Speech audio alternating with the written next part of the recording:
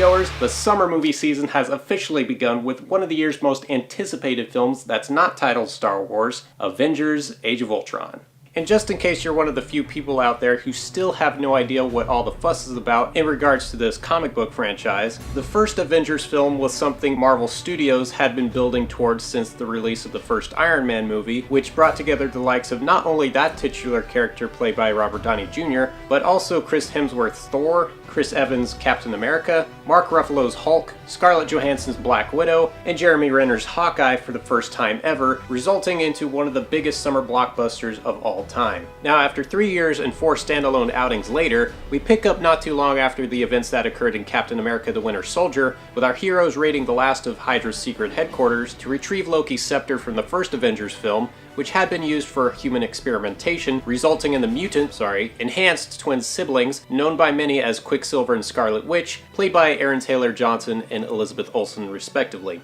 After being shown a horrific vision by Scarlet Witch, Iron Man creator Tony Stark takes matters into his own hands to prevent what he saw from happening by creating an artificially intelligent program that will help keep the world and his teammates safe and sound. But like most movies that tackle the subject of AI, Tony's plan quickly backfires once his creation goes into complete genocide mode in the form of the team's most lethal adversary yet, Ultron, voiced by the Blacklist James Spader. Meanwhile, there's a brewing romance between Black Widow and the Hulk, Quicksilver and Scarlet Witch join forces with Ultron, and most of the team players come to grips with their past as well as their uncertain future. As you can tell from the get-go, there's a lot of stuff jam-packed into this movie that would most likely dwindle the quality of any Hollywood blockbuster, from the stylized action sequences to the large assortment of old and new characters. But thankfully, many of the elements that worked so well in the first film have bled over into the sequel, including the clever writing and snappy dialogue by returning filmmaker Joss Whedon. I think most would agree that this movie, despite it featuring some incredible action set pieces, would have still been satisfying had there not been any type of conflict whatsoever, and just showed these characters hanging out and shooting the shit for 2.5 hours. As far as the new characters are concerned,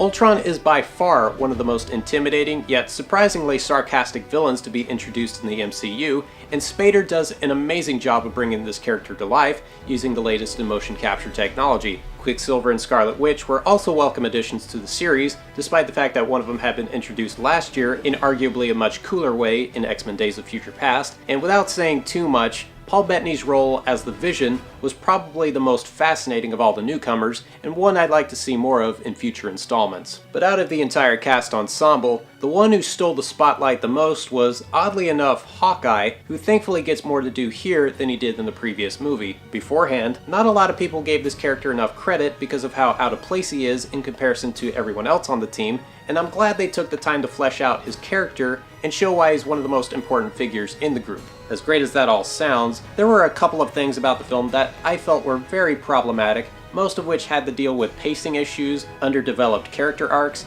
and perhaps the most concerning element of all, Samuel L. Jackson's brief appearance as Nick Fury. Not that I dislike this character or anything, I just feel that having him fake his own death in The Winter Soldier kinda took away that sense of jeopardy that the series needs, especially when it comes to raising the stakes. But even with its onset of flaws, this movie was still a great deal of fun to watch that proves even more so on a second viewing. So on a scale from 1 to 10, I'm giving Avengers: Age of Ultron an 8.5. With that said, our show is now concluded. I'm the host, and I will see you next time on another Midnight Movie Madness.